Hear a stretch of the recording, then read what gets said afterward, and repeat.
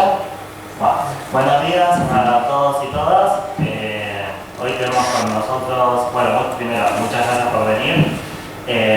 Hoy la conferencia de hoy va a ser muy interesante, un tema de actualidad y bastante controvertido. Tenemos aquí con nosotros a Alberto Montero Soler, que para empezar es profesor en nuestra universidad de Economía Aplicada y aparte de sus labores docentes también lleva labores investigadoras. También preside la Fundación Centro de Estudios Políticos y Sociales, CEPS, con la que ha realizado numerosos viajes a Latinoamérica, donde ha desempeñado tareas también de asesoramiento internacional para diversos gobiernos de la región. También co-director académico y docente del doctorado de Economía Social que se imparte en Bolivia en la Universidad Mayor de San Andrés. A su vez forma parte de la plantilla investigadora GLASCO, que es el Consejo Latinoamericano de Ciencias Sociales, en la cual está dentro del grupo de trabajo sobre integración latinoamericana. Vale, y este es el pequeño resumen que les puedo ofrecer, pero seguramente tiene mucho más recorridos y las conferencias que siempre hemos asistido de Alberto son muy interesantes. Así que bueno, sin más preámbulos, les paso la palabra a Alberto y muchas gracias por estar. Los teléfonos buenos días a todos y a todas. Disculpad el pequeño retraso, bueno, pequeño o grande, como queráis ver, pero había olvidado lo complicadísimo que es aparcar en esta facultad. De manera que al final he tenido que optar por lo privado y meterme en un parque. Para eso está. Bueno, primero agradeceros al grupo de estudiantes de Economía Crítica la invitación. Yo creo que es muy oportuno estar hablando de estas cosas en estos momentos, en esta situación, y trasladaros un poco la visión de cuál es mi análisis de la situación actual, de la crisis actual y en concreto de la crisis de la eurozona y en concreto el título de la conferencia, que más o menos replica la que hace pues, no sé, 6 meses o así me invitaron a dar un seminario internacional en Coimbra, donde nos reunieron a varios profesores de los países periféricos para dar un chiste, ¿no? Había una griega, un portugués, bueno, había muchos portugueses, estaba en Portugal, un español, un italiano y un irlandés para hablar de cómo nos estaban jodiendo la troika. El enfoque que voy a hacer va a ser combinado, es decir, yo soy profesor de Economía Política y entender la crisis de la eurozona sin la política es imposible y entender las salidas a la crisis de la eurozona sin la política es imposible. Esto es un problema no técnico, sino que es un problema político, donde en algún momento nos tendremos que sentar sobre la mesa, dejar a los técnicos a un lado, a los técnicos y su ideología, actuar a un lado y ponernos a hablar de política. El enfoque que voy a plantearos, por hacerlo sintéticamente, en el que ya os anticipo, yo soy una economista desde hace bastante tiempo, desde que este problema se plantea, soy de los que España, los países de los que plantea que España y la mayor parte de los países periféricos no tienen ningún tipo de inviabilidad en el euro y que por lo tanto lo que hay que plantear es dejar de escribirle cartas a los Reyes Magos planteando reformas de la Unión Europea en un sentido que hagan viable la presencia de los países periféricos en la eurozona, porque probablemente a los países del centro les interesa más bien poco lo que nos ocurre a nosotros y es una situación en la que, insisto, se andan diciendo dos cosas. Uno, que hay que reformar Europa, cuando Europa está construida perfectamente tal y como se diseñó para que fuera la Europa del capital, un mercado único, y por lo tanto no va a haber ningún tipo de reforma que incida sobre lo que se construyó con este objetivo. Y en segundo lugar, dejar de plantear que hay alternativas. No hay alternativas. De hecho, quienes escribían que había alternativas hace poco tiempo, pero van llegando, están empezando a decir ya que efectivamente se encuentran con que el análisis de los instrumentos de política económica te hacen llegar a la conclusión de que no hay instrumentos de política económica que te permitan salir si no es desde un impulso externo de la situación de crisis en la que nos encontramos los periféricos. Basta con que veáis los últimos datos de la contabilidad nacional del último trimestre del año pasado, que se publicaron, no sé si la semana pasada o a finales del anterior, para que os deis cuenta de que España se va al garete de aquí a muy poco. Todos los componentes de la demanda agregada, incluso las exportaciones, que es ese pilar, ese motor hacia el cual parece que deberíamos estar orientándonos, están hundiéndose. De hecho, las exportaciones crecieron en 2012 en torno a un 12% y este año, último año, en 2013, en torno a un 12% y este último año han crecido solo un 4 y algo por ciento. Es decir, siguen en tasas positivas, evidentemente, porque se está produciendo una deflación salarial al interior y una búsqueda de los mercados hacia afuera por parte de las empresas exportadoras, pero no va a ser el motor que nos saque de ningún sitio. Y si os vais al otro componente, que es el turismo, ¿no? El sector ese de futuro tan potente para la economía española, veis cómo, a pesar de que ha crecido un poco, las pernoctaciones en hoteles han caído, los ingresos los gastos por turistas han caído, de manera que esto, poco a poco, vamos a ir viendo cómo aquí no hay mucho más margen de solución y habrá que plantear situaciones indeseables. Aparte de que esto se traducirá a mitad de año, para junio, así, sobre todo después de los últimos datos del déficit público, se traducirá en nuevos recortes a mitad de año, porque es imposible que la economía española pueda seguir avanzando por la senda de la reducción del déficit público sin nuevos recortes sobre su estado, sobre sus partidas no comprometidas, que son esencialmente todas, menos la deuda pública y todo lo asociado, ¿no? Los gastos, los tipos de interés.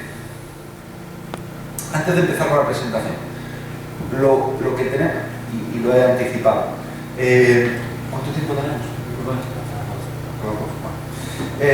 Lo que no debemos perder nunca en el horizonte, tanto en el análisis como en las propuestas de diagnóstico, es qué es la eurozona.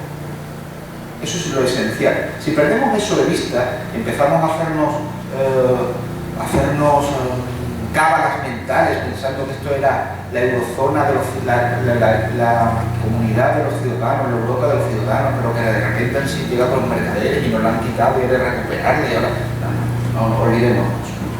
En un determinado momento, tras la crisis de los 70, Europa se plantea un proceso de reconfiguración de su proyecto político, que hasta ese momento había sido un proyecto político. La Unión Europea, la Comunidad Económica Europea, nace como un proyecto político para integrar a Alemania y sus afanes belicistas en el entorno capitalista que se genera tras la Segunda Guerra Mundial, tras la división de la Europa en dos, el entorno socialista y el entorno capitalista.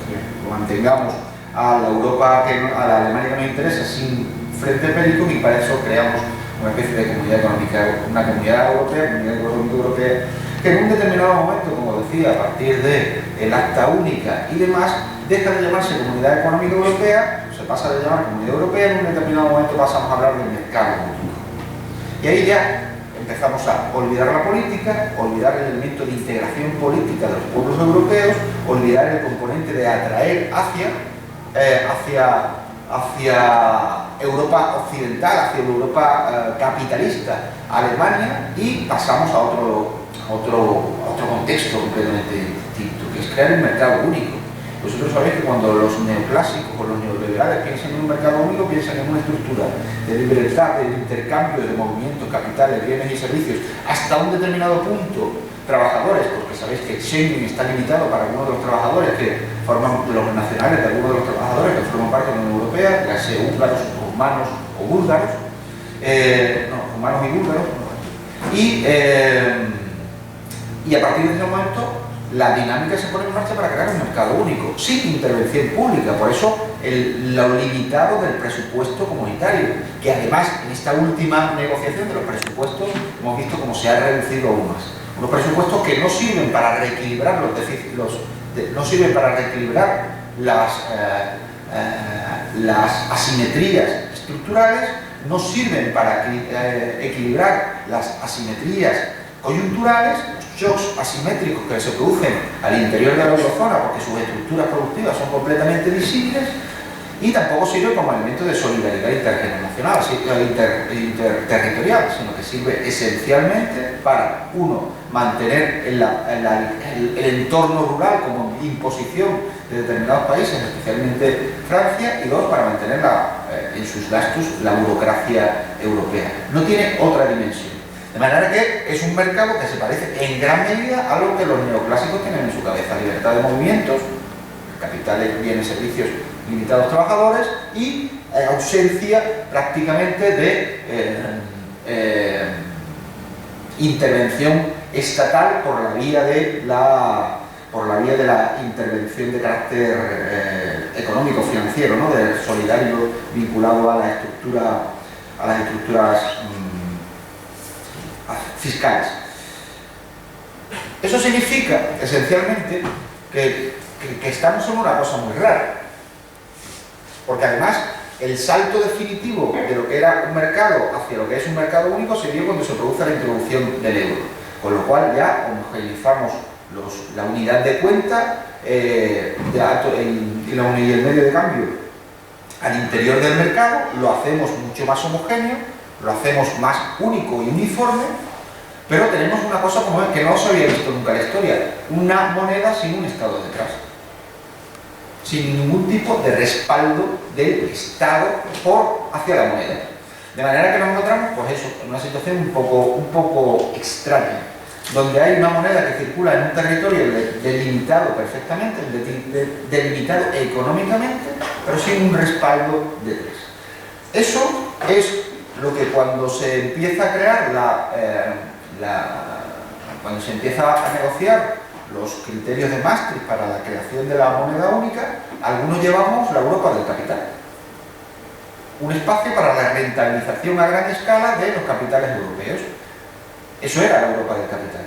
Y algunos decíamos, por el lado de la izquierda, decíamos, es que eso no puede funcionar, porque si no hay estructuras fiscales de redistribución de la renta y estructuras sociales de equiparación de las condiciones de vida y de las condiciones de bienestar, riqueza de las poblaciones, se van a generar tal cantidad de asimetrías que en un momento esto va a explotar.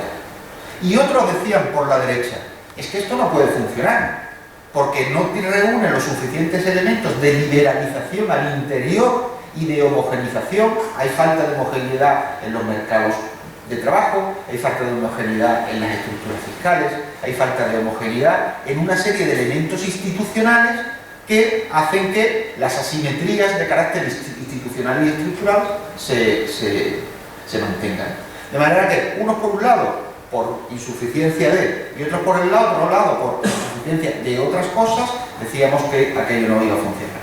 Pero aquello, para aquellos es un espacio insuficientemente homogéneo para una mayor escala para la rentabilización de los capitales, y otros decíamos es un espacio donde los ciudadanos han sido completamente olvidados y se subordina el trabajo y la ciudadanía a las condiciones de reproducción ampliada del capital. Bueno, se puso en marcha toda aquella ofensiva de la teoría de las zonas monetarias óptimas, se pasaron por el forro todos los criterios de las zonas monetarias óptimas, y lo que se creó fue, a base de impulso político, una zona monetaria pésima, cuyos resultados tenemos en estos momentos. Es decir, una zona que sobre la realidad no se correspondía con lo que tenía que se planteaba en el papel. Yo lo digo, yo no voy a cuestionar si la teoría de las zonas monetarias óptimas es más o menos correcta. Lo que digo es que no se parecía a lo que ellos decían que debía de ser. Y, como decía, para el diagnóstico y para las propuestas es fundamental que tengamos en cuenta que lo que se ha creado es precisamente lo que se quería crear: un espacio para la rentabilización de los capitales de forma ampliada, donde el capital, si hay que utilizar estas palabras tan raras en una facultad económica, donde el capital ha cooptado a la clase política, tanto a nivel supranacional o europeo como a nivel nacional, y la ha puesto al servicio de su proyecto económico. Y a partir de ahí podemos hacer el análisis y llegar luego ahí también, para ver de qué estamos hablando. Porque pedirle ahora, sin ningún tipo de fuerza por parte de la ciudadanía y sin ningún tipo de fuerza por parte de la clase trabajadora, que el capital haga concesiones cuando lo que ha hecho es consolidar su proyecto. Es como pedirle a Alemania ahora que rebaje la tensión de la austeridad cuando Alemania ha puesto a su servicio el proyecto europeo. La Europa del capital es la Europa alemana y está puesto al servicio de los intereses de Alemania. Ahora lo vamos a ir viendo. Yo soy muy primitivo con estas cosas de los PowerPoint y demás, así que probablemente me haga un lío, pase una diapositiva más de un lado, pero normalmente no suelo utilizarlas, pero bueno, me parecía que quizás era útil para darle como más visualidad a lo que yo. Venga, vamos a ver esto que tengo que hacer para que esto pase. ¿Veis? Ya hemos empezado. Problema de diseño de la eurozona. Bueno, el problema de diseño evidentemente era el primero. Es que nos quedamos sin instrumento de control monetario. Ya no tenemos un instrumento de control monetario en el interior, hemos cedido la política monetaria para un área tan grande que los ciclos económicos no son convergentes, de manera que nos encontramos con fases diferentes del ciclo en distintos espacios económicos al interior. De manera que al principio, lo veremos más adelante, veíamos cómo la zona centro estaba en una fase recesiva, al principio de la introducción del euro, quiero decir, la zona, lo que llamamos el centro, estaba en una fase recesiva del ciclo, y lo que hizo el Banco Central Europeo fue un plan de rescate para salvar a Alemania y a Francia de su fase recesiva, y eso se tradujo en las consecuencias que tenemos ahora aquí. Después lo veremos. Y una zona de la periferia que estaba en una fase expansiva del ciclo y que necesitaba una política monetaria mucho más restrictiva de la que el Banco Central Europeo estaba articulando para salvar y rescatar a la zona centro. De manera que ese es uno de los principales problemas. Es decir, zona monetaria única con distintas fases del ciclo al interior del espacio económico y sin instrumentos para regularla de forma particular, ¿no? De forma selectiva. Y donde además se da la cosa también curiosa de que sin un Estado y sin una hacienda pública detrás, las unidades monetarias, la unidad de cuenta, la unidad de valor, el euro, pasa a regular los intercambios de zonas tan dispares en términos de PIB per cápita, de estructuras productivas, de estructuras institucionales, de lo que queráis, como pueden ser Alemania y Grecia, por poner el ejemplo que hace saltar todos los problemas de construcción de la eurozona. De manera que Grecia, que nunca había tenido una paridad con el tipo de cambio del marco alemán, del dracma con el griego, de repente se encuentran en una misma situación paritaria las dos monedas. Y con el problema de que Grecia nunca va a poder devaluar su moneda con respecto al marco alemán, como hacía anteriormente, cuando se presentaban problemas de competitividad.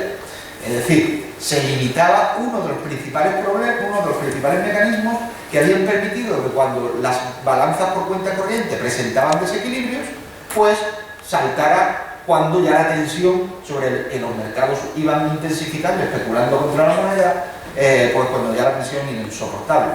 Por ejemplo, en las devaluaciones de la peseta, o sea, España tuvo que devaluar la peseta en el 92-93, justo antes de que se empezara la burbuja y demás, 6 veces, y en torno a un 20% para poder recuperar la competitividad que mantenía con los países centro en un momento en el que el déficit por cuenta corriente de la balanza de pagos española era del 3% del PIB. Cuando lleguemos más adelante, veremos que en el momento en el que estalla la crisis, en 2007, el déficit por cuenta corriente de la balanza de pagos española era del 10% del PIB. Es decir, que hubiera hecho mucho tiempo que si España hubiera tenido la peseta, hubiera tenido que producirse un reajuste en su tipo de cambio para poder mantener una situación que era a todas luces insostenible. Por eso de que los mercados son irracionales, especulan contra sí, especulan evidentemente. Cuando tú le das un entorno donde es fácil especular, cuando tienes unos fundamentales que te permiten la especulación, pues es que no tienen la huevo. De manera que no pensemos que aquí los malos son los mercados. No, los mercados están haciendo lo que tienen que hacer. El problema es que los estados están permitiendo que los mercados hagan ese tipo de cosas cuando hace muy poquito eso no estaba ni tolerado ni permitido. Y basta una decisión política publicada en el Boletín Oficial del Estado para que eso no se vuelva a repetir. Pero bueno, como no queremos publicarla, pues eso es lo que pasa. Cuando eso ocurre, se empieza, es decir, cuando perdemos los instrumentos de control monetario, y tanto internos como externos, nos encontramos con problemas. Es decir, cuando las economías están sometidas a shocks asimétricos, que pueden ser bien shocks de demanda, ya pueden ser diferencias en la preferencia entre inflación y desempleo. ¿Conocéis la obsesión alemana después de la hiperinflación de la República de Weimar en el 23, ¿no? Por el tema de la inflación? Alemania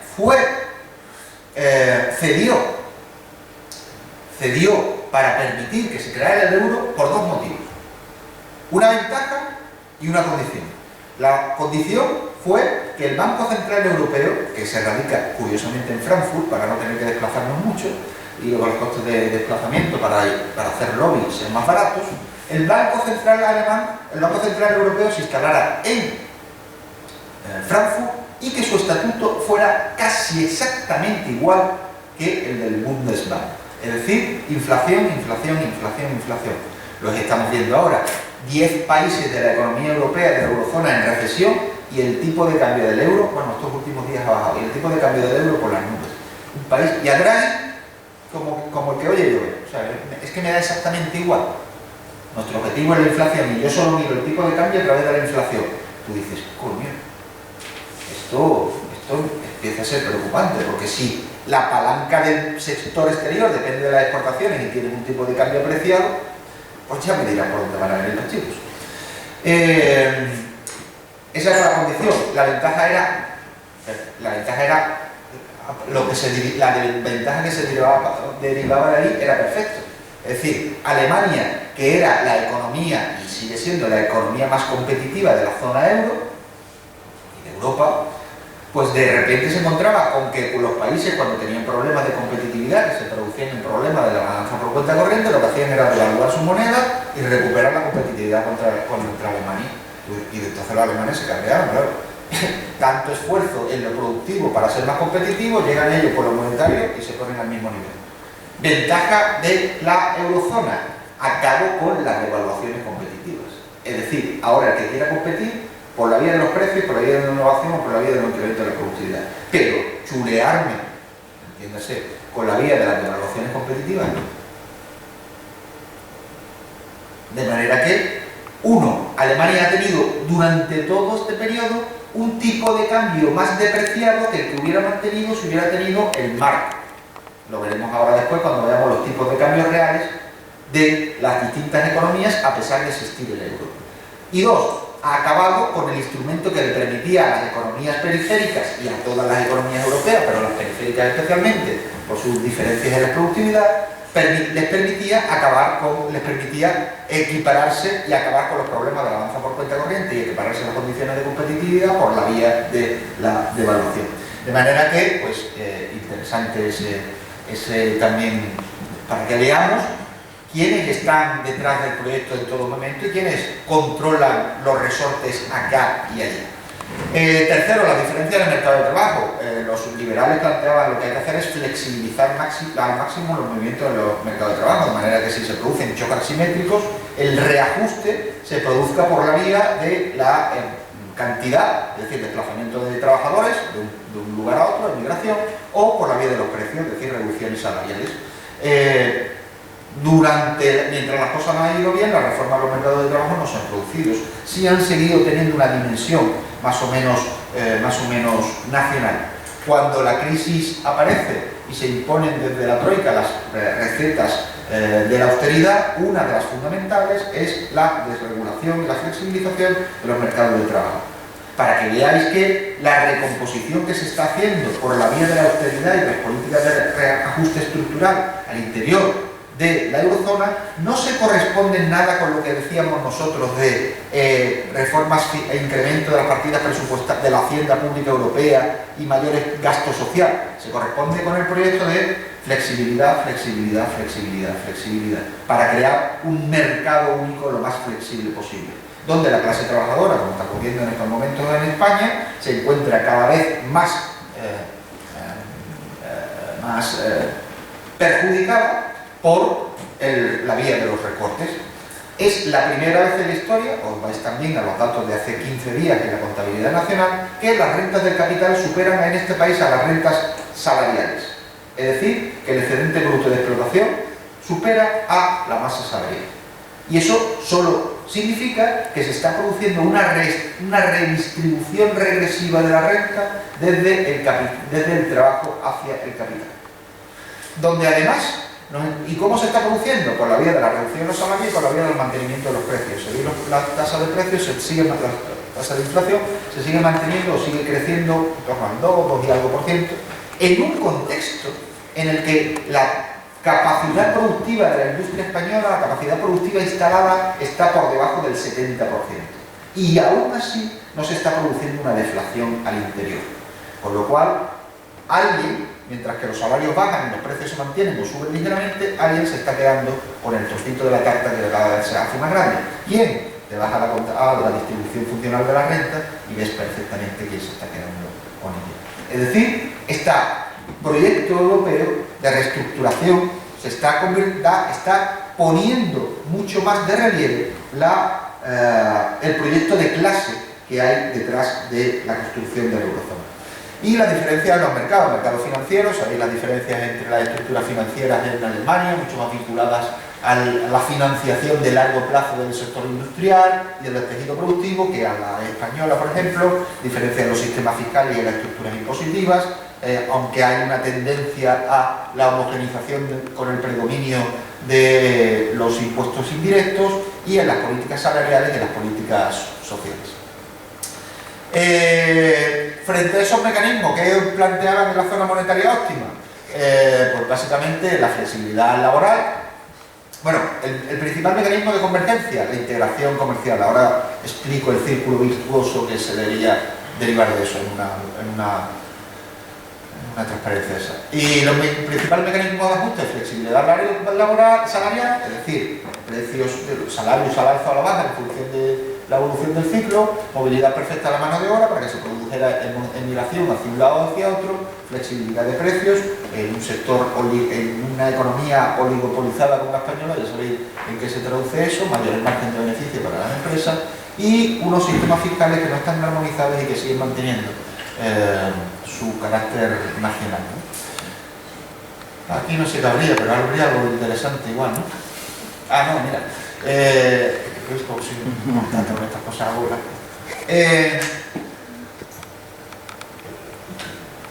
¿Cuáles eran las visiones en conflicto para perspectiva de largo plazo? Es decir, venga, sabemos que no es una zona monetaria óptima, pero pongámosla en marcha y a ver qué pasa. Bueno, pues lo que dicen unos que es que, aun sabiendo que es una zona monetaria óptima, se va a ir produciendo ese avance hacia la zona monetaria óptima a medida que avancemos en la integración comercial. La integración comercial va a permitir ir dándole mayor grado de asimetría a los ciclos económicos y de esa manera se conseguirá hacer converger a las economías hacia lo que se plantea, hacia los criterios que definen una zona monetaria óptima. Y por otro lado estaba el planteamiento en el que dice no, la integración nos aleja de una zona monetaria óptima porque puede ocurrir que las ganancias netas de una unión monetaria, lo que se beneficia las economías cuando los supuestos beneficios de una economía cuando se integra en una zona monetaria óptima no sean lo suficientemente elevados como los perjuicios que pueden derivarse de la mayor integración en los mercados si no te integras en unas condiciones mucho ventajosas, ¿no?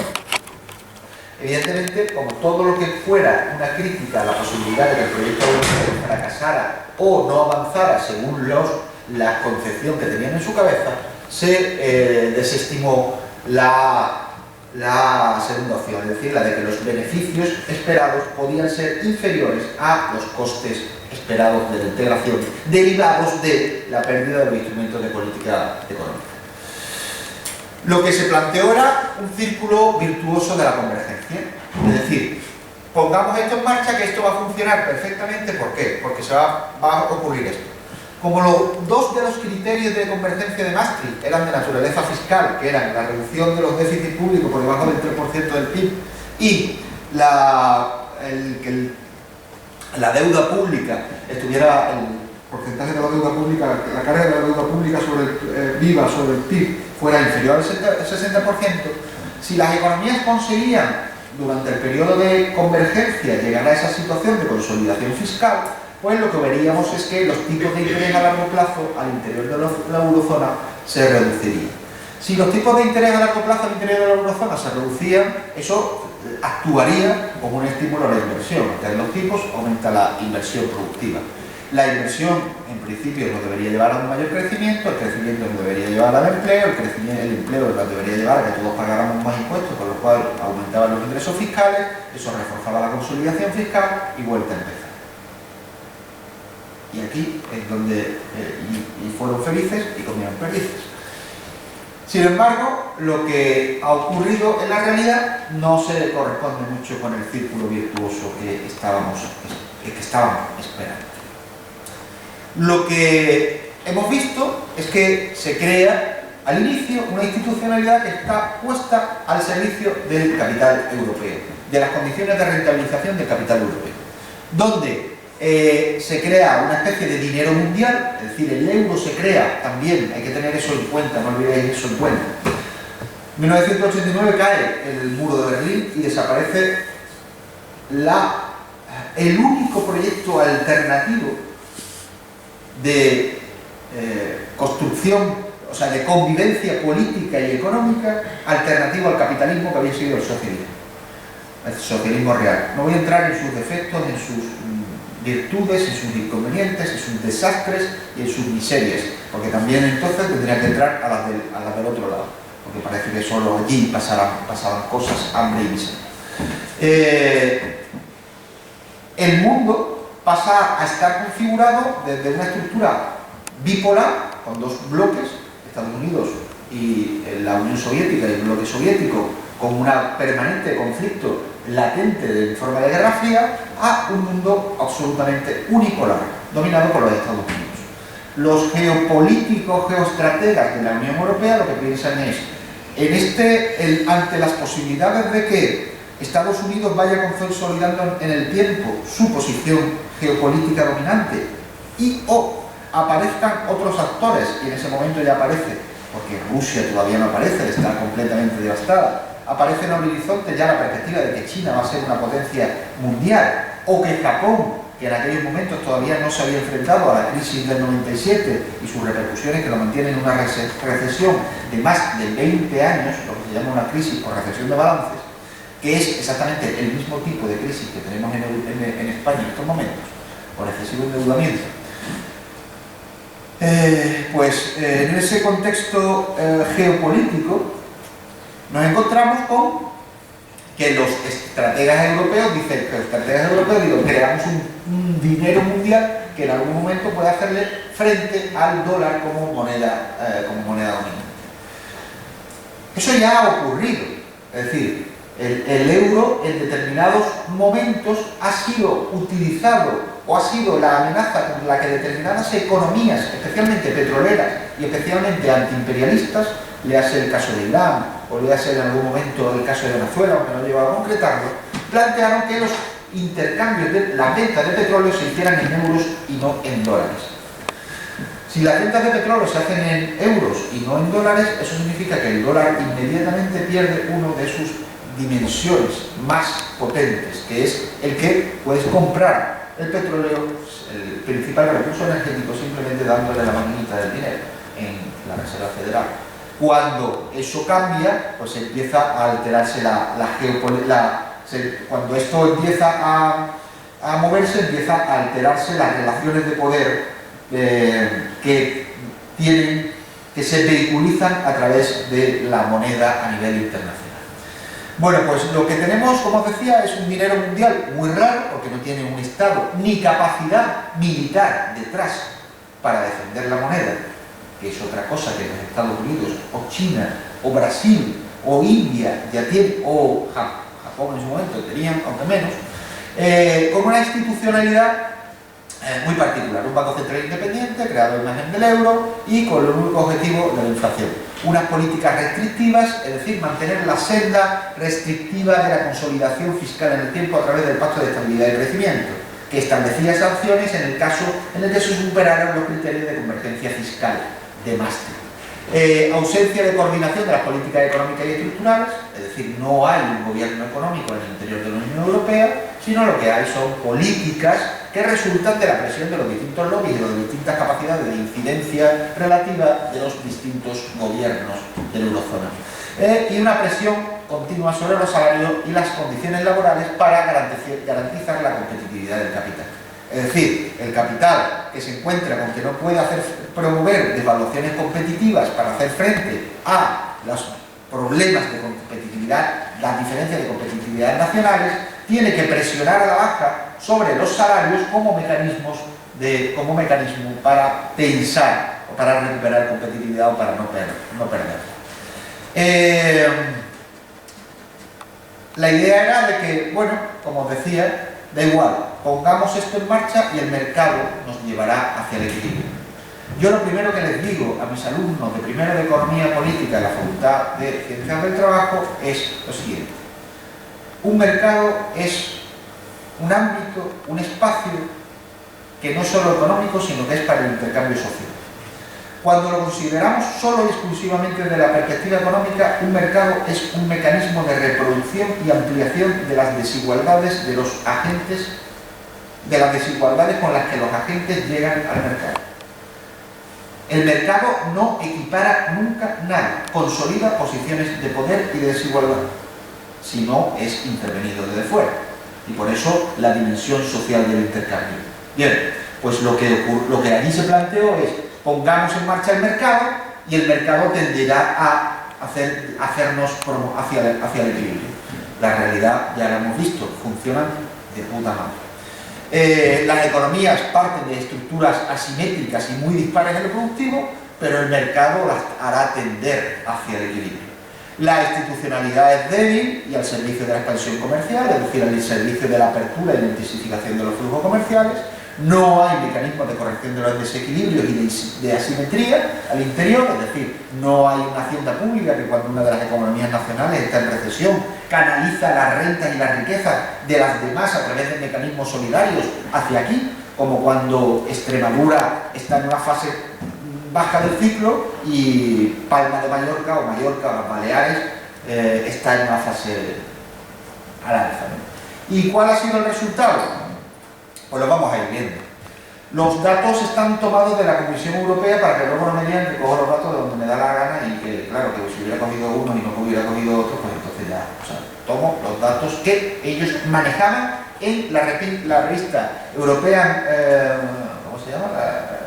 European Review, me parece que se llama la revista que tenía la Comisión, del año, creo que es 2006, o sea que os vais a ir, están cortados y pegados y traducidos, para ver cómo desde el 99, cuando se pone en funcionamiento el euro, a pesar de que entra en circulación posteriormente, desde el 99 hasta el 2005 ya estaban presentes todos los desequilibrios que estallaron en 2007, finales de 2007, y no hicieron absolutamente nada. Mirar para otro lado. Todo esto, estaba inserto en el código genético del euro. El diseño del euro era un diseño de un enfermo latente, tenía una enfermedad latente, y cuando saltó, como cuando uno tiene una enfermedad genética que por algún elemento ambiental hace que aparezca. Bien, pues eso estaba inserto en el código genético del euro. 2, fueron incapaces de actuar para prevenir la catástrofe social en la que están. No les dio la real gana. De manera que pensar ahora que van a actuar para solventarlo es contarnos el cuento de la pelotita. Las tasas de crecimiento, los resultados fueron magníficos. Las tasas de los países son Bélgica, o sea, de izquierda, bueno, eso es vuestra izquierda, ¿no? De izquierda a derecha, Bélgica, ¿veis? ¿Sí? O sea, quiero decir, ¿veis las siglas? Sí, no la tapo. Bélgica, Alemania, Grecia, España, Francia, Irlanda, Italia, Luxemburgo, Holanda, ¿qué es? Austria, perdón, Portugal, Finlandia y la media de la eurozona. ¿De acuerdo? Bien, veis cómo las tasas de crecimiento del periodo previo a la entrada, a la creación del euro, no a la entrada en circulación, de la entrada a la creación del euro, de 92-98, y desde la creación del euro, es decir, desde que se homogeneizan utilizando la unidad de cuenta, aunque no el medio de cambio, el euro. Las tasas de crecimiento fueron, y tened en cuenta también que el periodo 92-98 es un periodo de ajuste, porque son el periodo desde que se aprueba la acta única, me parece, la creación de todo el periodo de ajuste hasta los criterios de convergencia de la reforma de Maastricht. ¿Veis cómo hay economías? Si os vais a la última, la media, los criterios, o sea, los resultados en términos de tasa de crecimiento son muy pobres para el conjunto de la eurozona. Apenas crece un poquito más en términos de tasa de crecimiento del PIB real el conjunto de la eurozona en los dos periodos. Y que hay pues economías donde incluso la alemana, la tasa de crecimiento del periodo previo fue superior a la tasa de crecimiento cuando entra el euro. Mientras que hay economías que sí ven como su PIB real crece. El caso de Grecia, el caso de España, el caso de Luxemburgo, pero Luxemburgo es, no sé, pues como tienes ahí un paraíso fiscal magnífico en mitad de la eurozona para que todo llegue allí, pues es un boquete negro, no nos sirve para nada. ¿Veis cómo Portugal, la tasa de crecimiento es menor? Portugal está en una situación recesiva no por una situación de burbuja especulativa inmobiliaria o en algún otro sector, sino por el impacto tan brutal que para una economía donde el comercio exterior era muy importante, ha tenido poner el mismo tipo de cambio que los alemanes. Vamos, eso lo saben los alumnos de segundo de económicas en cualquier facultad del mundo. Pero bueno, la tasa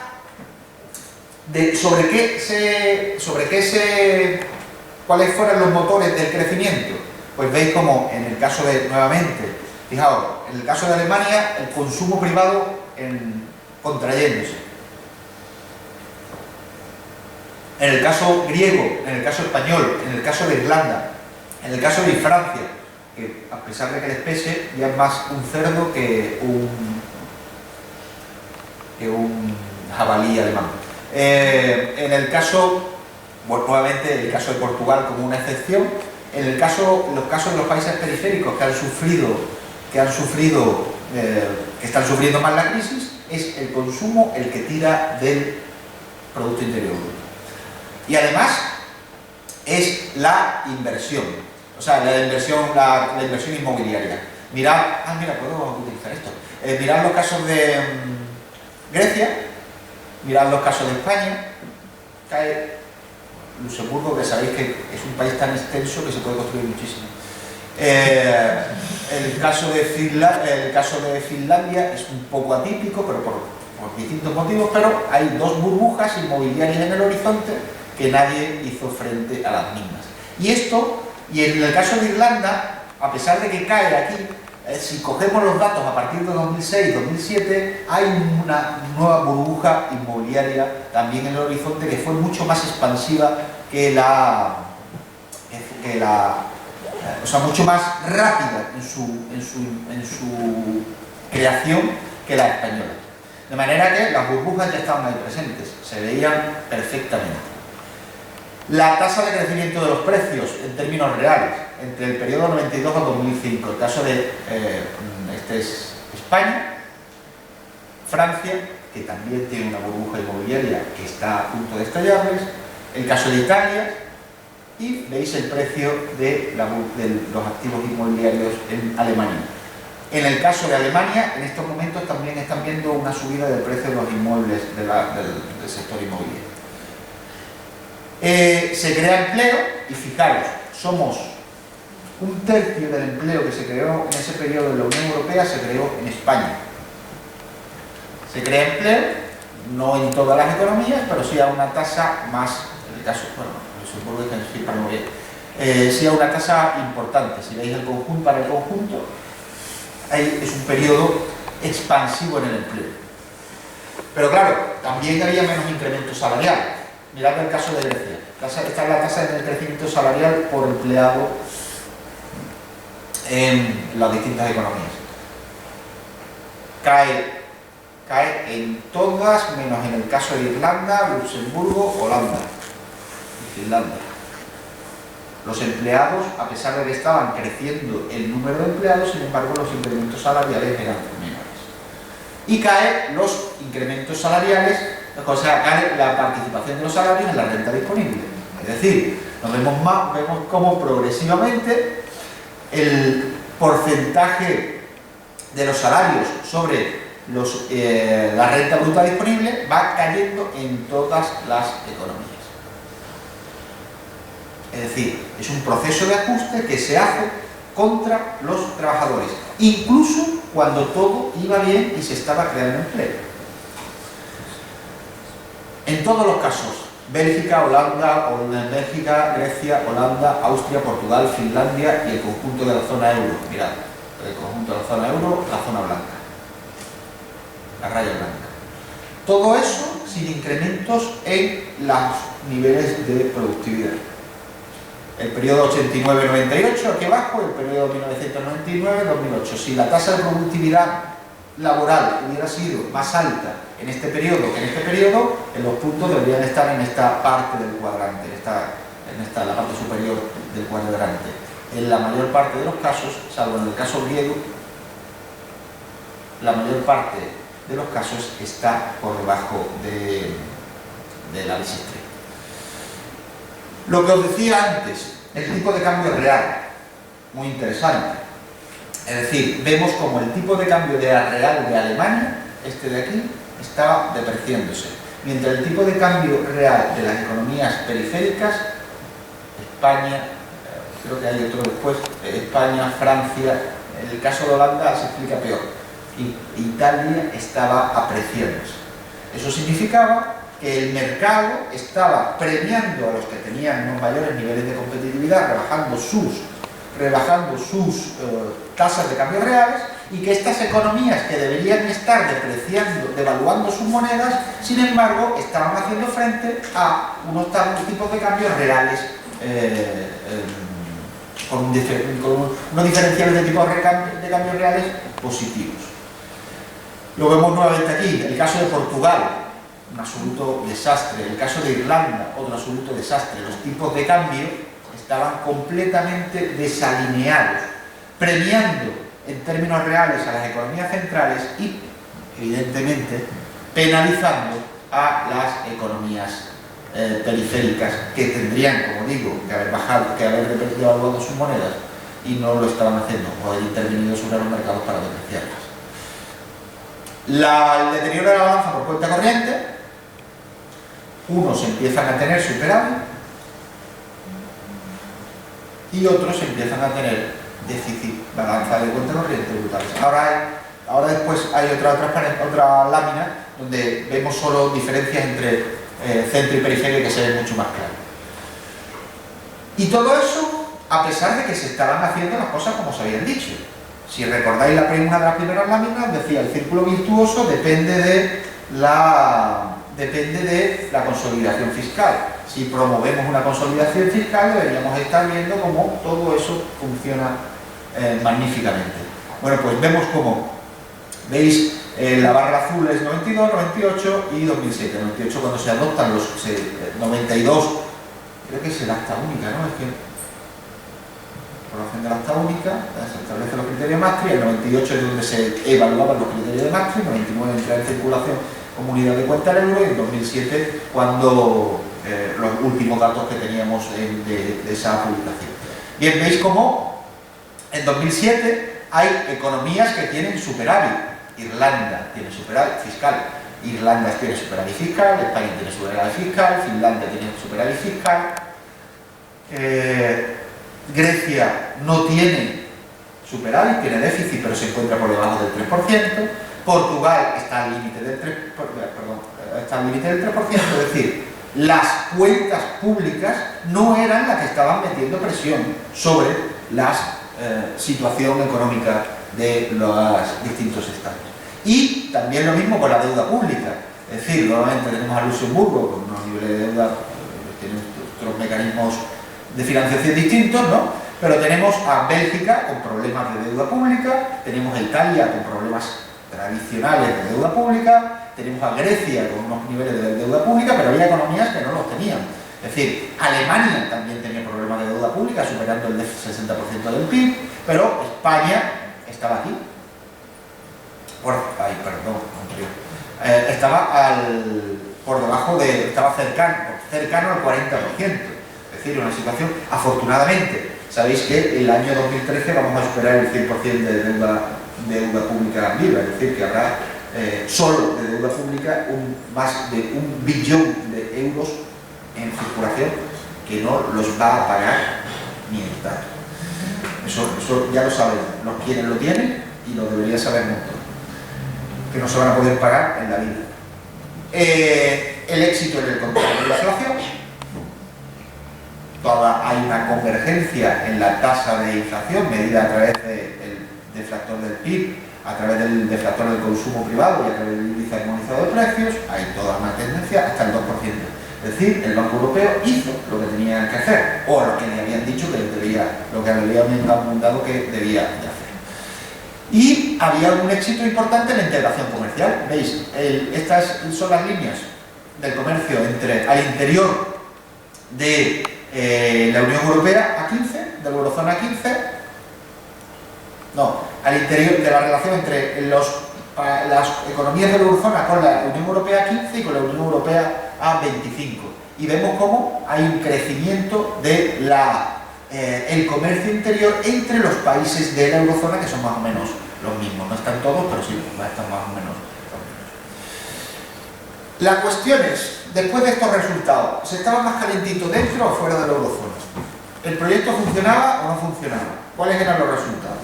Porque sabéis que hubo economías a las que se les preguntó a sus ciudadanos, estados a los que se les preguntó a sus ciudadanos si querían estar dentro o querían estar fuera, y dijeron que querían estar fuera. Y ahora se tienen que estar partiendo de la risa. Suecia, Dinamarca, por ejemplo, son economías donde el impacto de la crisis está siendo tremendamente inferior a el que estamos viviendo los ciudadanos de la Unión Europea, de la Eurozona, a pesar de que siguen al margen de la Eurozona. Lo que tenéis en este cuadro es la evolución de la fuente, sigue siendo la misma, la Unión Europea, es decir, que no están sacados de rebelión ni de la web del Partido Comunista del griego.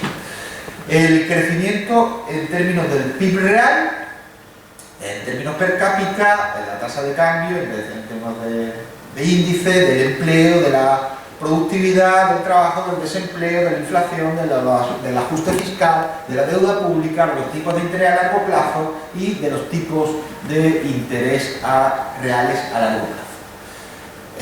Si queremos verlo, pues, comparando el euro, la zona euro, con la media de Alemania, Dinamarca, Suecia y Reino Unido, y con la media de los Estados Unidos, para periodo pre-euro y periodo funcionamiento del euro. Vemos cómo tasa de crecimiento del PIB real en la eurozona 2,1, en los países fuera de la eurozona, europeos, fuera de la Unión Europea, extra eurozona 2,7, mejor. En Estados Unidos, mejor. El crecimiento del PIB per cápita en términos reales, 1,6, 2,2, 1,6. En términos de índice, el crecimiento del PIB per cápita, el 72 en el periodo 90, tomando como base los Estados Unidos 100, el 72 en la zona euro, el 76, se creció más. El crecimiento del empleo, un poquito menos, pero claro, cuando tienes 3 economías creando empleo por la burbuja inmobiliaria que tenías, pues es normal que el crecimiento del empleo fuera mayor. El crecimiento de la productividad del trabajo, un punto superior fuera de la eurozona. Las tasas de desempleo, menor fuera de la eurozona. La tasa de inflación, menor fuera de la eurozona. El ajuste fiscal, menor fuera de la eurozona. El porcentaje de deuda pública sobre el PIB menor fuera de la eurozona. Los tipos de interés reales, los tipos de interés a largo plazo más altos, porque evidentemente se había producido esa reducción en las tasas de inflación. Es decir, menor crecimiento del PIB real, caída del PIB real per cápita, crecimiento similar del empleo, caída acusada de la productividad del trabajo, menor éxito en el control de la inflación, todo en términos relativos, mayor déficit público a pesar de la mayor intensidad de la consolidación fiscal y mayores niveles de deuda. Es decir, comparando los que quisieron entrar con los que no quisieron entrar como medio, nos encontramos con que tuvieron razón, quienes se quedaron fuera mirando a quienes nos lanzamos como diciendo, si no entramos en esto habremos perdido al amor de nuestra vida. ¿Eso en qué se ha traducido? Pues eso, si os vais a lo que no os van a enseñar en esta facultad, probablemente serán los análisis estructuralistas latinoamericanos de los años y otros análisis europeos de la consolidación, de cómo se consolida y cuáles son las relaciones que se establecen entre los centros y la periferia, porque aquí se habla de otras cosas mucho más interesantes, pero que nos sirven para entender la realidad. Pues nos encontraremos con que lo que ha ocurrido durante este periodo es esencialmente un proceso de consolidación de una estructura centro-periferia, tal y como planteaban esos economistas latinoamericanos y otros de ascendente marxista en los años 60, 50, 60, 60, 70. ¿No? Es decir, vemos, y ahora lo vamos a ver en dos láminas, cómo hay un centro claramente y una periferia. Y las periferias son siempre funcionales al proceso de acumulación que se produce con mayor intensidad y con mayor escala en el centro. Por lo tanto, al centro, lo que está ocurriendo en la periferia solo le beneficia. De muchas maneras, toda nuestra emigración cualificada que se está yendo hacia Alemania, por ejemplo, lo que hace es reforzar las diferencias, los diferenciales de productividad, los diferenciales en innovación y desarrollo y consolidar esa estructura asimétrica que el proceso de creación del euro ha puesto en funcionamiento. Así que ir ahora a decirle a Merkel que lo que hay que hacer es un plan marcha para que los españoles, los técnicos españoles no se marchen a Europa, que tuviera Alemania que tuviera la gracia de esa. ¿Cómo lo vemos en dos cuadros? Centro y periferia, los balances por cuenta corriente. Tenemos unas economías centrales que han basado su dinámica de crecimiento durante este periodo en la demanda externa, esencialmente Alemania, y en generar situaciones de balance, de superávit por cuenta corriente. Y tenemos otras economías que se han volcado en unos modos de producción, en unos modos de producción, en unas dinámicas de producción sustentadas sobre sectores que son absolutamente insostenibles. Pero que, no olvidemos, ha sido funcional al reciclaje de todos los fondos que llegaban por la balanza por cuenta corriente a los países centrales. Los países centrales, esto está sacado del fondo del Servicio de Estudios de Natixis, que es un banco de inversión francés, el economista jefe Patrice Artin es un tipo bastante interesante. Las economías centrales son Alemania, Austria, Holanda, Bélgica y Finlandia. Las economías periféricas es un tipo bastante provocativo, pero que preveía la situación en la que se encuentra ya Francia, son Francia, Italia, España, Grecia, Portugal y Irlanda. Lo que tenéis arriba es cómo las economías centrales han conseguido unas situaciones de superávit por balanza corriente, por encima, en algunos momentos, cercanas al 8% del Producto Interior Bruto común, conjunto, y las economías periféricas se han visto con unas situaciones de déficit por balanza corriente tremendas. La contrapartida de eso, ¿en qué se traduce? La situación de los activos externos netos o de las deudas externas netas de las economías del centro y de la periferia. Es decir, las economías periféricas, para poder financiar los déficits por cuenta corriente y las burbujas especulativas que tenían en diversos sectores de su economía, lo que han hecho es endeudarse con los países centrales. O sea que no solo es que les comprábamos más, sino que al mismo tiempo nos estábamos endeudando para comprarles, para poder financiar las compras y para poder financiar la locura que estábamos promoviendo al interior de este país que se llama, o de este estado que se llama España. Ahora que ahí tenéis la explicación de la crisis. Olvidaros de las dimensiones financieras y de que si la burbuja, que si Lehman Brothers, que si no sé qué, no. Son estructuras productivas completamente distintas y donde se han volcado unas en profundizar su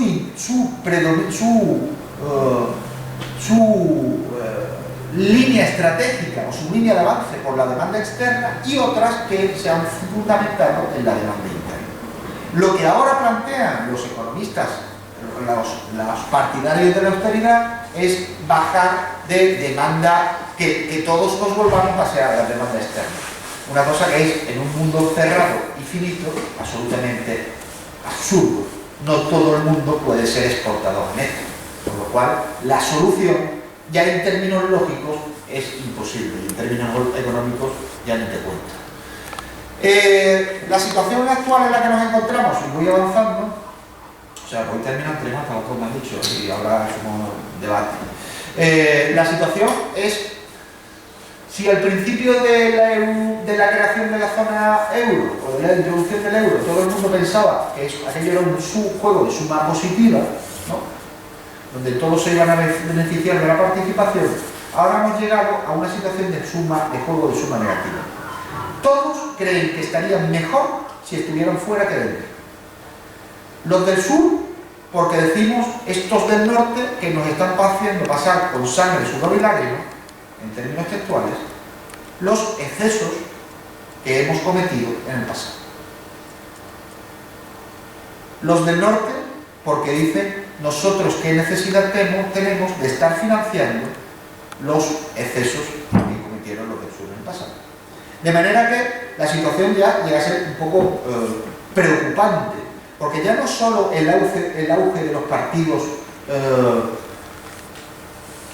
fascistas en las economías que se están viendo afectadas por la crisis, le hace Amanecer Dorado en Grecia y algunos otros que no voy a citar en este país, por ejemplo, sino que también se está produciendo el auge de partidos fascistas en las economías centrales. En Francia, ¿cómo se llama? Le Pen, la hija, Marie Le Pen, está planteando directamente que lo que hay que hacer es un referéndum para que los franceses decidan si quieren seguir o no seguir en el euro. En Finlandia, el partido de los hermanos finlandeses, o los no sé qué auténticos, los finlandeses auténticos, no me recuerdo cómo se llama, tantos ahora, está planteando directamente la salida del euro. Finlandia es la que se está planteando más seriamente decir, nosotros no vamos a seguir destinando las rentas de los ingresos, la riqueza de nuestro Estado para financiar lo que está, para mantener o financiar o para mantener de alguna manera los excesos que se produjeron o para recuperar las economías de las economías periféricas.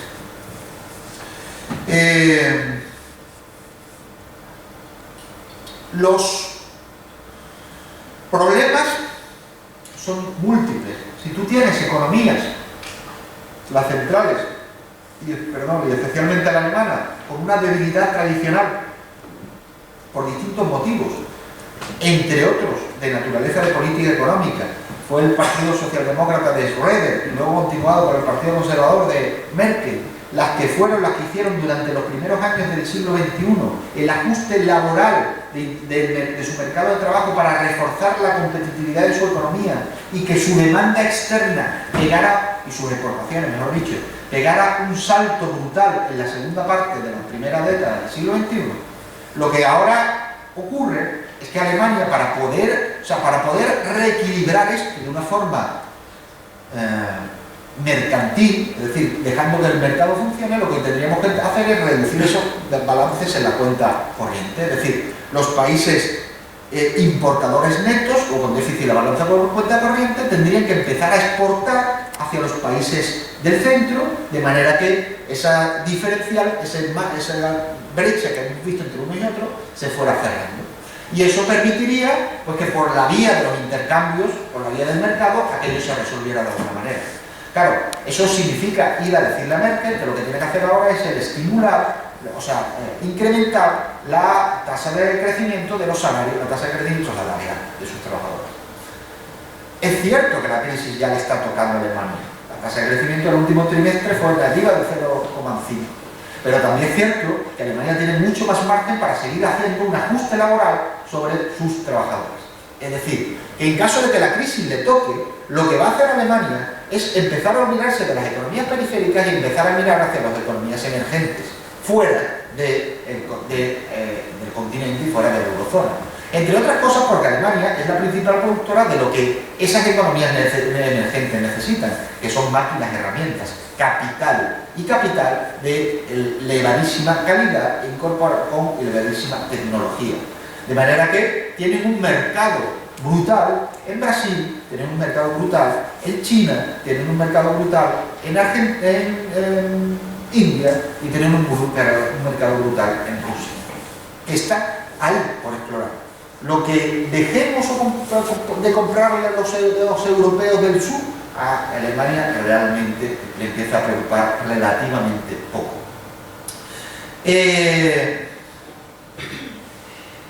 ¿Es sostenible esta situación? Y voy terminando. A nivel de la eurozona, ¿se pueden corregir los desequilibrios globales? Pues si hubiera voluntad de las partes de que los países que hasta ahora han hecho todo lo posible por tener un balance superavitario, la balanza por cuenta corriente, ahora decidieran, por algún motivo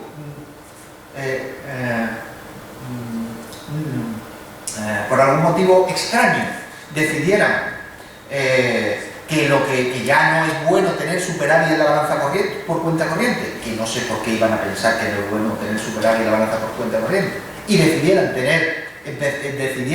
hacer estímulos de su demanda agregada, permitiendo unos incrementos relativos mayores de los costes laborales, es decir, que sus costes laborales crecieran más que los de la periferia, o un incremento de la tasa de inflación, de manera que la tasa de inflación del centro creciera más que la que creciera la periferia, pues en ese caso podríamos plantear que los desequilibrios, tras un periodo largo, podrían ajustarse.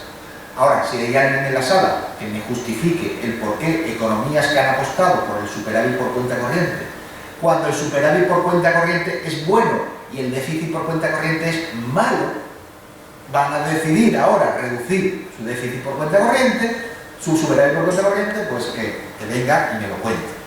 Y es posible reformar el gobierno económico para que realmente exista unos Estados Unidos de Europa.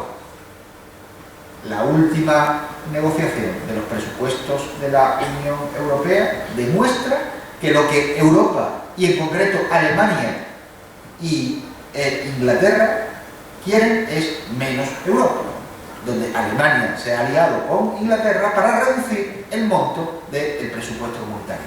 O sea, no es que vayamos hacia una mayor hacienda pública para poder tener mecanismos que permitan compensar los choques asimétricos, no, es que vamos hacia menos. Más mercado y menos Estado supranacional.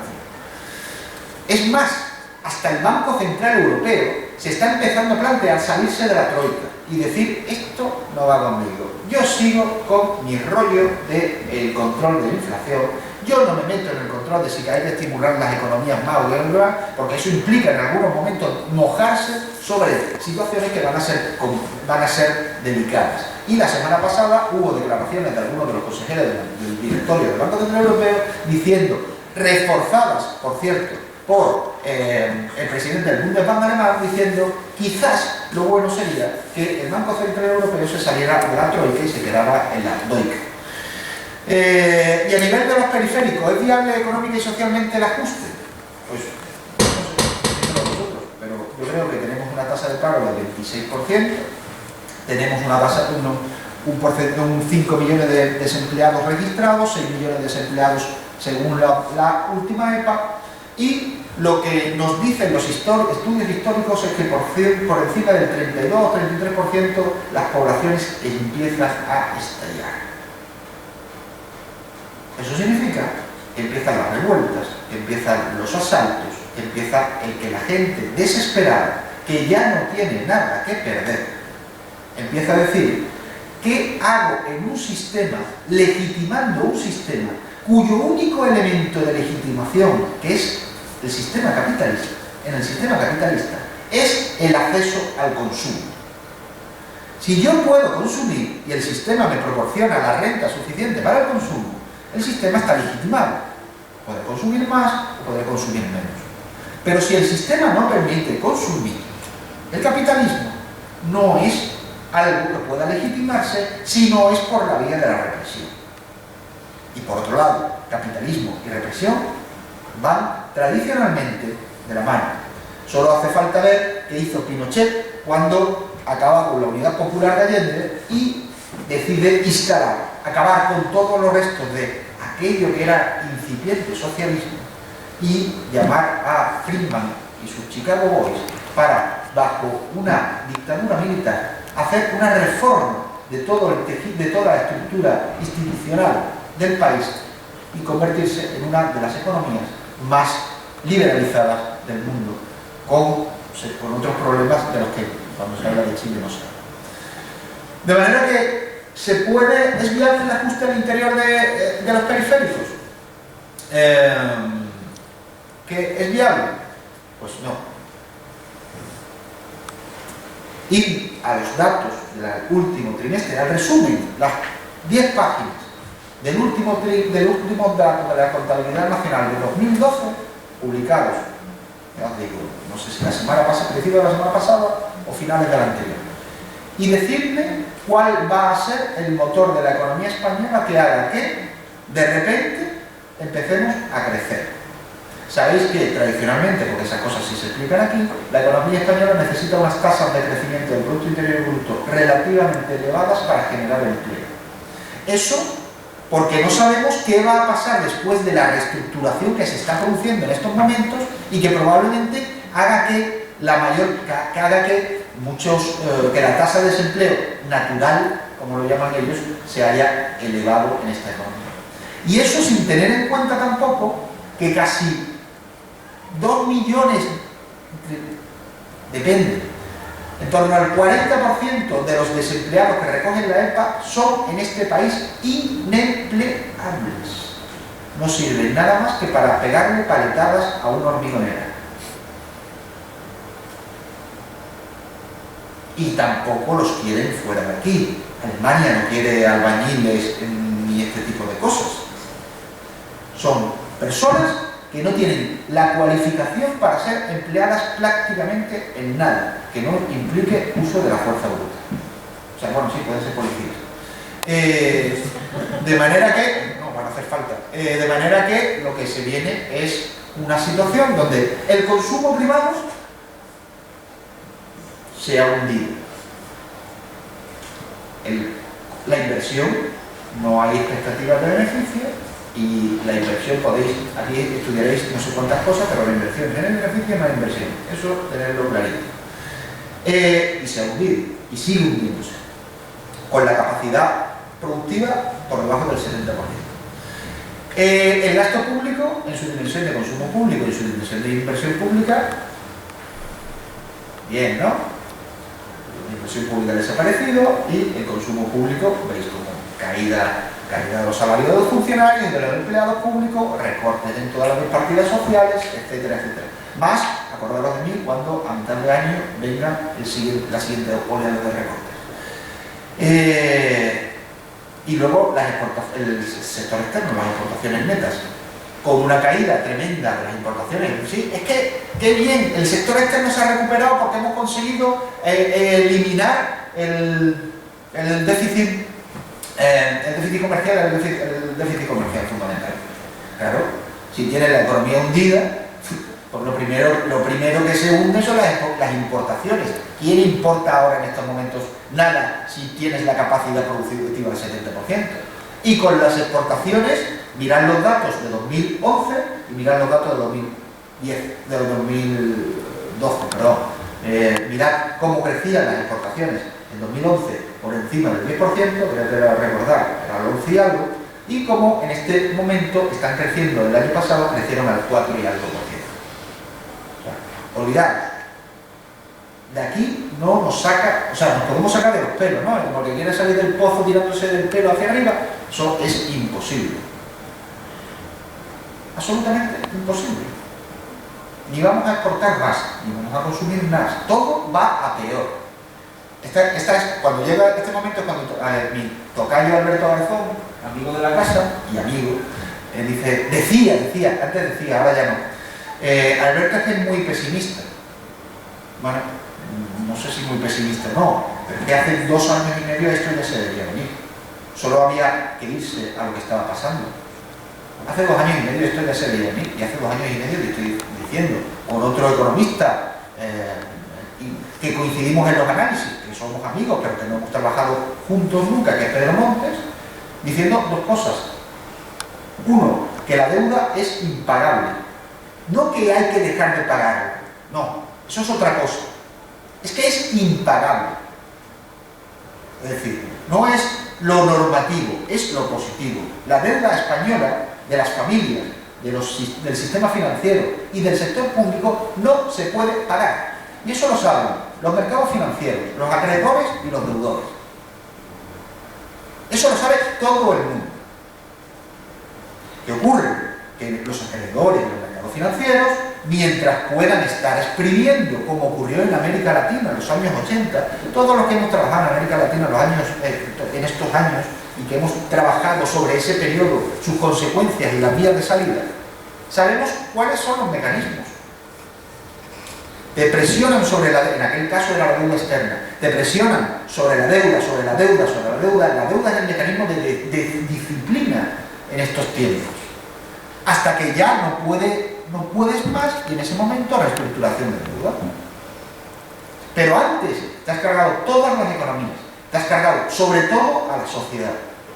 Has sacado varias veces, en términos de pago por los tipos de interés, el capital que te prestaban. Y al final dice, bueno, venga, vamos a sentar y te condono parte de la deuda, luego te hacemos una reestructuración de lo que te queda, rebajamos un periodo de carencia. No, perdona, es que te he pagado 3 veces el capital, colega. Es que te lo he pagado varias veces. Cada vez que refinancio, estoy manteniendo el mismo porcentaje de deuda y pagando más intereses. La deuda española sigue creciendo porque no se liquida nada, no se amortiza nada y sigue aumentando.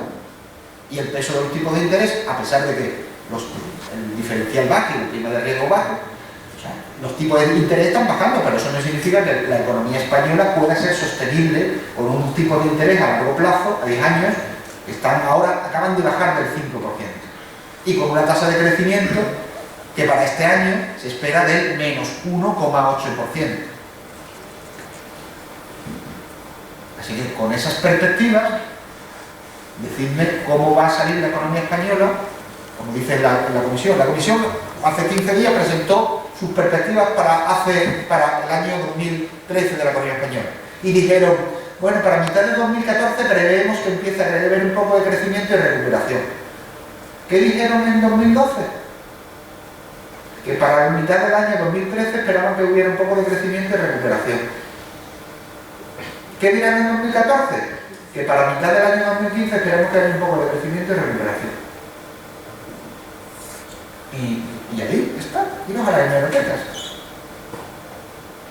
No les da la más mínima vergüenza de estar permanentemente fallando, teniendo a los supuestamente mejores economistas del mundo, o técnicos, o como queráis. Bueno, eso por no hablar de la bronca con el tema de los multiplicadores que se traen entre el Fondo Monetario, Blanchard, y la Comisión REN. Nos equivocamos en el importe de los multiplicadores, ya, colega, pero es que equivocarte entre 0,7 y 1,5 puntos significa que el impacto de la recesión se multiplica por 3. O sea, que es que no estás haciendo experimentos con gaseosa. Es que le estás cargando economías la vida de millones de personas. Y ahora me dices que no. Y la comisión REN dice, no nos hemos equivocado tanto. Es que las condiciones políticas e institucionales han cambiado. No, ¿verdad? No.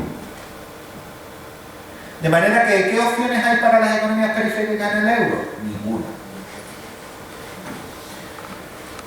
La respuesta a la crisis es... O sea, ¿cuál es el problema de fondo? Y ahora sí que debería ir terminando, ¿verdad? ¿Cuál es el problema de fondo? El problema de fondo es unas oligarquías financieras y económicas, un capital transnacional, llamadlo como queráis, que no entiende que el proyecto europeo no funciona y que están tratando de hacer frente a la lógica económica más básica, basada en las identidades de la contabilidad nacional, que no cuadran de ninguna de las maneras. Y tratan de presionar, alargando el momento en el que esto revienta. Porque reventar probablemente pueda reventar. De manera que lo que encontramos es una respuesta de las élites en función de sus intereses, que va por el lado de rescatar al sistema financiero, es decir, a los acreedores frente a los deudores, y que va por el lado de reforzar la competitividad frente al exterior por la vía de cargarte a las condiciones de vida, de derechos sociales, de salario y las condiciones laborales de los trabajadores. De manera que la competencia es como el futuro es China, seamos todos un poco chinos. Defensa de los intereses. El capital ¿qué intereses se protege? Pues el capital financiero trata de proteger a los tenedores de bonos y a los tenedores de otros activos financieros, y al mismo tiempo se promueven los intereses del capital industrial por la vía, como decía, de la reducción de los costes. Eso tiene implicaciones en un cambio social brutal, que es una redistribución brutal, insisto, de la renta al interior de la sociedad, de manera que, como decía, vemos cómo la clase trabajadora se está desintegrando y siendo sustituida por la clase emprendedora, o cambios geopolíticos tremendos, y es el papel subalterno que está pasando a tener Europa en toda la reconfiguración de la geopolítica mundial, donde vemos cómo Brasil emerge, China emerge, India emerge, Rusia emerge y Europa se emerge. ¿Por qué? Porque no tiene ejército, porque tiene una moneda mal diseñada, porque es un desastre. Porque es un absoluto desastre.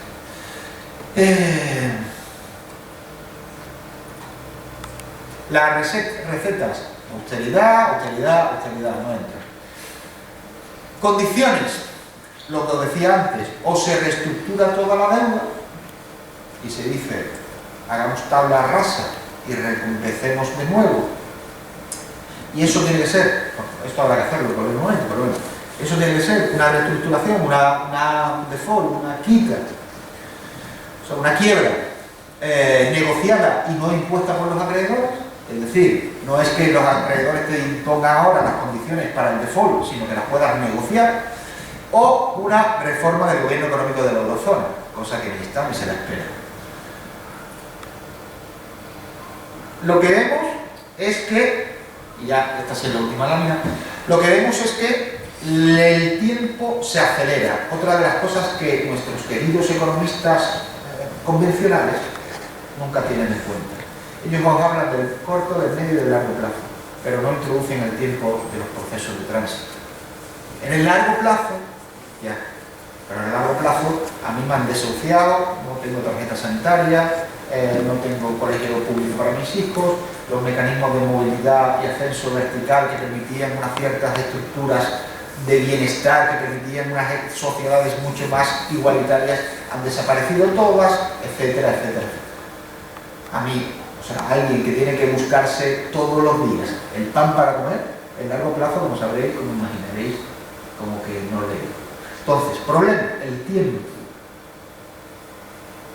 Es decir, todo lo que se está haciendo en Europa es tratar de ganar tiempo. Ahora mismo, ¿qué se trata de ganar tiempo? Porque tenemos las elecciones de Alemania, o Bueno, sí, porque tenemos los europeos las elecciones de Alemania en septiembre y Merkel, cuanto más austeridad impone hacia abajo, más intención de voto consigue al interior. De manera que hasta septiembre que no se espere nada, solo austeridad, austeridad, austeridad. A partir de septiembre ya veremos. Pero mientras el tiempo pasa y las condiciones de vida se deterioran y todo va a peor, y esa espiral que decía antes, de la que refleja la contabilidad nacional, no se soluciona por ningún sitio. Portugal, exactamente igual. La situación en Grecia, ahora con el bloqueo político, con la imposibilidad de formar gobierno, exactamente igual. Grecia, no digamos. Han salido esta mañana los datos de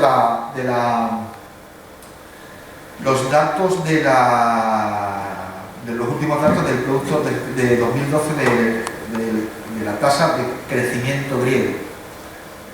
La economía griega, después del éxito de la austeridad, cayó en 2012 el 6,4% del PIB.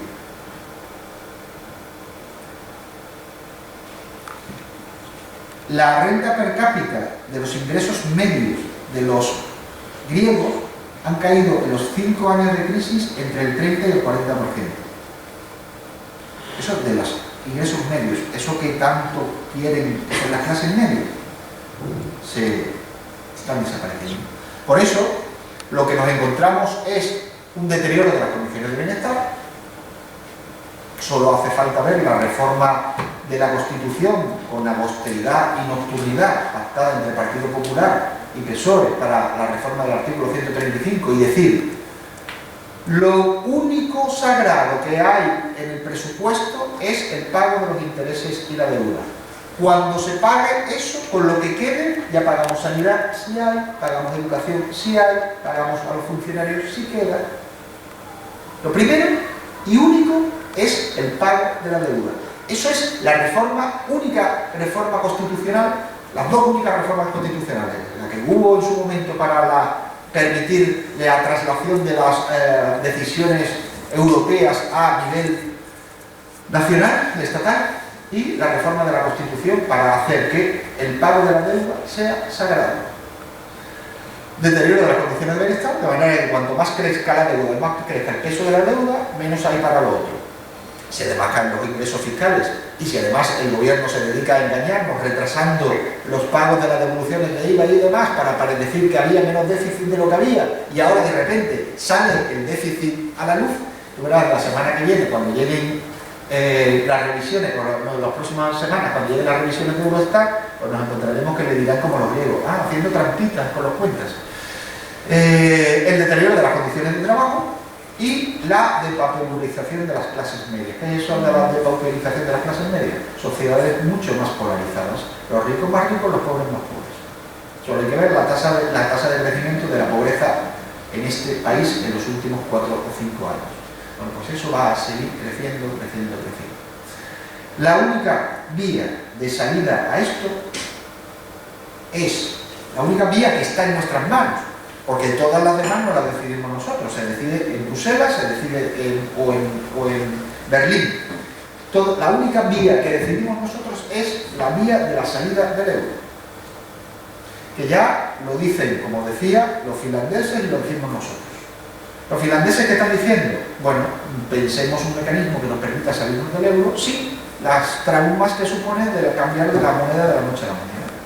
Por ejemplo, introduciendo una moneda paralela para los intercambios nacionales, de circulación al interior, de libre convertibilidad uno con uno con el euro y que nos permita pagar al interior para pagos en el interior. Eso te permite una doble circulación que había existido en muchos países en determinados momentos, te permite una doble circulación que en un determinado momento, cuando has extendido lo suficiente la moneda paralela, te permite sacar a la que no te interesa. Ventajas de todo eso, si lo planificas bien y tienes un proceso, voluntad de hacerlo, es que en un determinado momento te sales del euro y recuperas la soberanía sobre los instrumentos de política económica.